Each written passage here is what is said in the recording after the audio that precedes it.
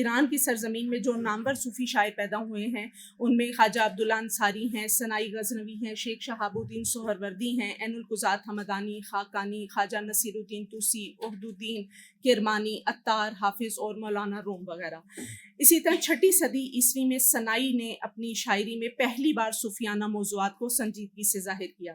ان کے بعد عطار نے اپنی صوفیانہ نظموں میں اس راستے کو مکمل کیا، اور مولانا نے ان دونوں شاعروں کے عرفانی افکار پر بھروسہ کرتے ہوئے اپنی شاعری میں تصوف و عرفان کو بام عروج پر پہنچایا۔ اسی طرح اگر ہم پاکستان کی سرزمین کا ذکر کریں تو صبح مشاہد حسین صاحب نے بھی ذکر کیا کہ جو پاکستان کی سرزمین ہے وہ صوفیاء اور مزارات کی سرزمین ہے۔ یہاں پر بڑے بڑے صوفی شاعر جو ہیں اور صوفی ہستیاں جو ہیں ان کا ظہور ہوا، جن میں حضرت شاہ عبداللطیف بٹائی ہیں، شہباز قلندر ہیں، حضرت سچل سرمست ہیں، داتا گنج بخش ہیں، وارث شاہ ہیں، بلے شاہ ہیں، حضرت میاں میر ہیں، شاہ حسین ہیں، خوشحال خان خٹک ہیں، رحمان بابا ہیں، میاں محمد بخش، جامور اور سلطان باہو صاحب جیسی ہستیاں ہیں۔ ان جیسے صوفی ہستیوں کے مزارات یہاں موجود ہیں۔ یوں تو سبھی جو صوفی شاعر ہیں ان سبھی کا مقام بہت اعلیٰ ہے اور بلند ہے، لیکن سلطان العارفین حضرت سخی سلطان باہو مادرزاد ولی تھے۔ آپ کی ابتدائی بچپن میں ہی آپ کا فیض جاری ہو گیا تھا۔ آپ نے مروجہ ظاہری علم حاصل نہیں کیا کیونکہ اوائل عمری میں آپ واردات غیبی اور فتوحات لاریبی میں مستغرق رہے، جس کی وجہ سے آپ کو ظاہری علوم کی تحصیل سے فرصت نہ ملی۔ آپ فرماتے ہیں گرچہ نیست مارا علم ظاہر، ز علم باطنی گشت ظاہر، اگرچہ میں نے ظاہری علم حاصل نہیں کیا تاہم باطنی علم حاصل کر کے پاک و طاہر ہو گیا۔ آپ نے 140 کے قریب کتب تصنیف فرمائیں، جن میں سے فارسی، عربی اور پنجابی کے آثار شامل ہیں۔ اسی طرح مولانا روم کا نام محمد، جلال الدین لقب، بعض تذکرہ نگاروں نے خداوندگار بھی لکھا۔ عموماً مولانا روم مولانائی روم یا صرف رومی کے نام سے معروف ہیں۔ شمس تبریزی کا اچانک مولانا کی زندگی میں آنا اور اسی طرح ایک روز اچانک غائب ہو جانا، یقیناً یہی وہ مقام تھا جو قدرت کو مقصود تھا اور مولانا کی زندگی کا حاصل تھا۔ شمس کی جدائی نے مولانا کے سینہ میں وہ آتش روشن کی کہ آہ و نالہ آتشین شیروں کی شکل میں بدل گیا، اور یہیں سے مولانا کی آفاقی اور الہامی زندگی کا آغاز ہوتا ہے۔ مولوی ہرگز نہ شد مولائی روم، مولوی ہرگز نہ شد مولائی روم، تا غلام شمس تبریزی نہ شد۔ دونوں شاعروں نے خدا سے محبت، تزکیہ نفس کا درس دیا۔ ایک عارف ربانی شہباز لامکانی اور سلطان العارفین، اور دوسرا صوفی صافی اور پیر روم۔ حضرت سلطان باہو اور مولانا دونوں کا شمار عارفین میں ہوتا ہے جو اللہ تعالیٰ سے بے پناہ محبت رکھتے ہیں۔ عارفین کی خدا سے ایک خاص عقیدت ہوتی ہے، یعنی ایک اندرونی کشش ہے جو کوئی صوفی یا عارف ہی سمجھ سکتا ہے۔ صوفی عشق کے ذریعے خدا کو پہچانتے ہیں۔ انسان کا اعلیٰ ترین درجہ خدا کی محبت میں فنا ہو جانا ہے۔ عشق الہی تصوف کا بنیادی سکون ہے، اور اس کیفیت یعنی عشق کے بغیر انسان خدا کا پسندیدہ بندہ نہیں بن سکتا۔ عشق کا مفہوم دونوں کے شاعرانہ کلام میں اہم ترین موضوع ہے۔ ان کے نظریات میں عشق ایک ہدایت کی طرح ہے جو راہ کو روشنی فراہم کرتا ہے اور انسان کو خدا کی طرف لے جاتا ہے۔ عارف پر امید ہوتا ہے کیونکہ وہ اگر بیمار بھی ہوتا ہے تو وہ سمجھتا ہے کہ مجھ پر اللہ تعالیٰ کی ایک خاص عنایت ہے۔ تمام بڑے شاعروں نے اپنی شاعری میں اصطلاحات کا استعمال کیا ہے، اگرچہ ان اصطلاحات کے عام معنی بھی موجود ہیں، لیکن صوفی شاعروں کے نزدیک وہ ان کو ایک خاص نقطۂ نگاہ سے دیکھتے ہیں، جیسے حافظ، مولانا اور باہو نے ان کو اپنے خاص نقطۂ نظر سے استعمال کیا ہے۔ ان عظیم صوفی شاعروں کی عرفانی اصطلاحات کے حوالے سے اب تک بہت سی کتب شائع ہو چکی ہیں اور فرہنگیں بھی شائع ہو چکی ہیں، کچھ کا میں یہاں نام لینا چاہوں گی۔ شعر عرفانی غزل ہائی حافظ از ابو الحسن عبد الرحمن ختمی لاہوری با تصحیح و تعلیقات بہاؤالدین خرم شاہی، کوش منصوری و حسین منصوری۔ مولانا کے کلام میں استعمال کی گئی ایسی ہزاروں اصطلاحات کو فرہنگ لغات و تعبیرات مثنوی کے نام سے 9 جلدوں میں صادق گہرین کی کوشش سے شائع کیا گیا۔ اصطلاحات سلطان باہو پر ایم اے خان نے انگریزی کتب میں الگ الگ کام کیا۔ اسی طرح ہمارے پی ایچ ڈی کے اسکالر ہیں محمد عظیم، جنہوں نے اصطلاحات عرفانی اور تلمیحات حضرت سلطان باہو پر ایک سیر حاصل کام کیا ہے۔ مولانا اور باہو نے اپنی شاعری میں اصطلاحات عرفانی اور تلمیحات کا جو استعمال کیا وہ بلا شبہ جو ہے وہ صوفیزم کے قائرین کی توجہ کا مرکز ہے، بلکہ ہر نئے قاری کو اپنا گرویدہ بنا لیتا ہے، اور جو اس سمندر میں ایک مرتبہ غوطہ لگاتا ہے وہ اس سمندر میں ڈوب جاتا ہے۔ مولانا اور باہو کی شاعری میں ان اصطلاحات کا استعمال بے معنی نہیں اور نہ ہی قصدن کیا گیا ہے، بلکہ دونوں شاعروں پر جو الہامی کیفیات ظاہر ہوتی تھیں اور الہامی کیفیات ہوتی تھیں وہ ان کے دوران کیا گیا۔ جیسا کہ پہلے ذکر ہوا کہ انسان کا اعلیٰ ترین درجہ خدا کی محبت میں فنا ہو جانا ہے، تو دونوں ہی شاعر خدا کے عشق میں مجذوب ولی تھے، اور دونوں شاعروں نے اصطلاحات عرفانی کا استعمال خاص معنی اور مفہوم کے ساتھ کیا۔ مولانا جلال الدین رومی نے عارفانہ شاعری کو اپنے عروج پر پہنچایا۔ مولانا کی شاعری میں عرفانی الفاظ و اصطلاحات کا وہ سمندر ہے جو حکمت اور معرفت سے لبریز ہے، اور قائرین کو اپنے ساتھ اس سمندر میں بہا لے جاتا ہے۔ یہاں پر میں بطور مثال چند مولانا کے کلام سے اور کچھ باہو کے کلام سے چند اصطلاحات عرفانی کا ذکر کرنا چاہوں گی، جیسے آب حق، بے معنی عنایت الہی و رحمت خاص خدا، یہ مولانا کے کلام سے ہے۔ یہ اصطلاح بھی ہے اور شعر میں تلمی کا استعمال بھی ہے۔ آتشی باید بشست ز آب حق، ہمچو یوسف معتصم اندر زحق، یعنی یوسف علیہ السلام زلیخا کی زلفوں کا اسیر ہو سکتا تھا، لیکن اس نے اپنے عشق کی آگ کو عشق الہی کے پانی میں ڈال دیا اور گناہ سے بچنے کے لیے امانت الہی کو پکڑ لیا۔ آل یاسین مراد اہل بیت پیغمبر علیہ السلام۔ اختر حق، یہ اصطلاح ہے علم معرفت کا وہ نور جو انبیاء اور اولیاء کے دلوں میں چمکتا ہے۔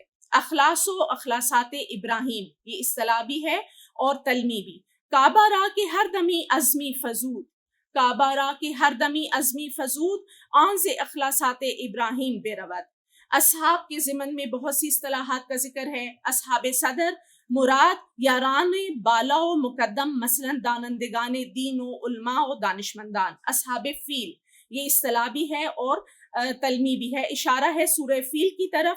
سورہ فیل میں ابرہے اور اس کے لشکر کا ذکر ہے، اور خدا نے ان کا ذکر جو ہے ان کا ذکر ہاتھیوں کے نام سے کیا ہے۔ اصحاب کہف، یہ بھی قرآن پاک کی سورہ ہے، اور یہاں پر اصطلاح کے طور پر اور تلمی کے طور پر مولانا کے کلام میں اس کا ذکر ہے۔ اصحاب گورستان مراد مردگان، اصحاب جنت مراد اہل بہشت۔ اصحاب نہیں بے معنی افراد عاقلان و زیرکان، یعنی افراد باہوش۔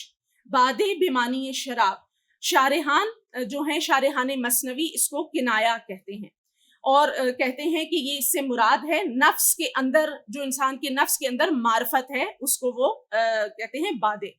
بادشاہان نہان، اس سے مراد ہے مردان کامل اور صوفیاء اللہ۔ بادشاہ دو طرح کے ہوتے ہیں، ایک وہ جو اللہ کی زمین پر ظاہراً حکومت کرتے ہیں، اور ایک وہ بادشاہ جو چوری چھپے لوگوں کی مدد کرتے ہیں۔ تو ایسے لوگوں کو اللہ انتہائی پسند کرتا ہے، اور وہ اللہ کے نزدیک مردان کامل اور پسندیدہ لوگ ہیں، اور مولانا نے ان کو بادشاہ نے نہان کا لقب دیا ہے۔ 100,000 بادشاہ نے نہان، سرفرازن زان سوئی جہان۔ جام، وہ پیالہ جس میں شراب نوش کی جاتی ہے، لیکن مثنوی میں بطور کنایا استعمال کیا گیا ہے از معرفت حق، اور اس کو جام کشیدن کے معنی میں کہا گیا، یہ بھی معرفت حق کے معنی میں آتا ہے۔ جہان کونے و نو، مراد پرانی دنیا لیکن اس میں نئی چیزوں کا ظہور ہونا۔ چہار دوست، یہ چہار صحابی پیغمبر، اشارہ ہے خلفائے راشدین کی طرف۔ 40,000 اصطلاح بھی ہے اور تلمی بھی، اس سے مراد وہ 40,000 دینار ہیں جو حضرت ابو بکر نے محبت رسول میں دیے تھے۔ چوب اصطلاح ہے اور تلمی بھی ہے، موسیٰ علیہ السلام کی وہ چھڑی جو فرعون کی قوم کے سامنے اللہ تعالیٰ کے حکم سے اژدہا بن جایا کرتی تھی۔ اس کے علاوہ خار، یعنی مثنوی میں فاسد اور مادی افکار کی طرف اشارہ ہے۔ خضر وقت اصطلاح بھی ہے اور تلمی بھی، دلک پوش، درویش و صوفی و ظاہر و عبادت گزار۔ معرفت، جو باہو کے کلام میں ایک بہت اہم اصطلاح ہے وہ معرفت ہے۔ حضرت سلطان باہو رحمۃ اللہ علیہ معرفت کے بارے میں عقل بیدار میں فرماتے ہیں کہ معرفت خدا تعالیٰ کے اسرار کو حضور پاک کے وسیلہ سے جاننا ہے، اور یہ قرب اللہ کے خاص بندوں کو حاصل ہوتا ہے۔ حضرت سلطان باہو عقل بیدار میں فرماتے ہیں کہ معرفت شناخت کو کہتے ہیں، اور وہ اس شخص کو ملتی ہے جس نے اسے پایا، اسے دیکھا اور درمیان میں نہ چھوڑا۔ اس میں اللہ ذات، یہ اصطلاح ہے یہ حضرت سلطان باہو کے کلام میں کئی مرتبہ استعمال ہو چکی ہے، اور باہو کے مطابق یہ رہبر انسانی ہے جو انسان کو خطرات اور فتنوں اور شیطانی وسوسوں سے روکتا ہے۔ اس میں اللہ رہبر است ہمراہ تو، اس میں اللہ رہبر است ہمراہ تو، جز لقا دیگر مبین دیگر مجو۔ فخر، یہ اصطلاح صوفیانہ ہے۔ بقول سلطان العارفین حضرت سلطان باہو، جو اللہ تعالیٰ کا قرب حاصل کر لیتا ہے، اسے حرص، لالچ اور دنیاوی خواہشات نہیں رہتی۔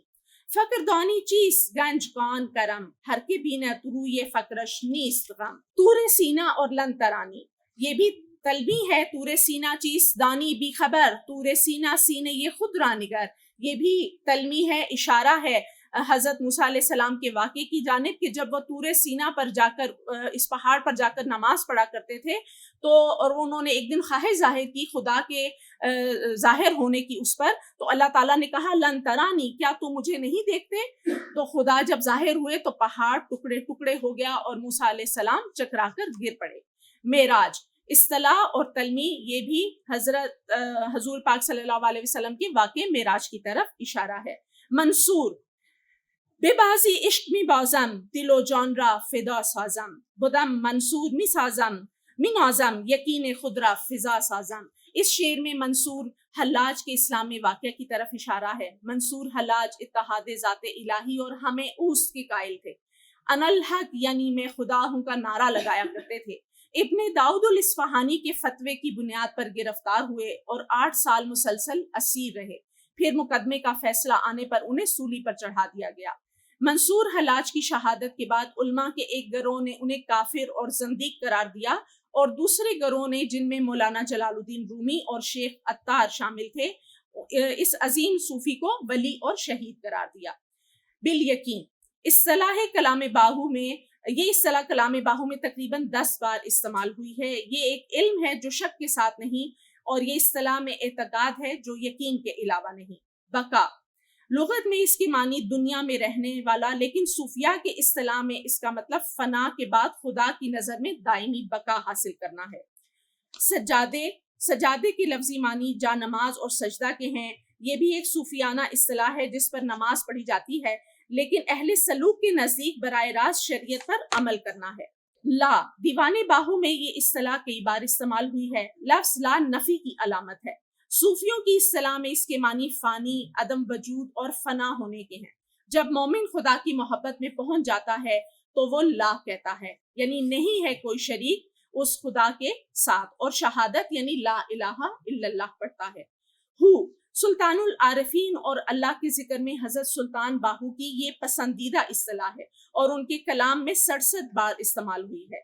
آپ لوگوں کو حق ہو اور ہو سمیت مختلف ناموں سے معروف تھے۔ آخر میں سفارشات پیش کرنا چاہوں گی کہ آخر میں یہ تجویز پیش کی جاتی ہے کہ صوفی شاعروں کے کلام کی بہتر تفہیم کے لیے اگر ہم مولانا کے کلام اور حضرت سلطان باہو کے کلام میں جو بھی جتنی بھی اصطلاحات عرفانی پائی جاتی ہیں، اگر مسلم انسٹیٹیوٹ اور ادارے فروغ زبان اردو کے تحت ان پر الگ الگ کام کیا جائے اور ان کی کتب شائع کی جائیں تو یہ ایک بہت ہی اچھا کام ہوگا اور جامع کام ہوگا، جس سے لوگ ان کی اصطلاحات کو اچھی طرح سے سمجھ پائیں گے۔ بہت شکریہ۔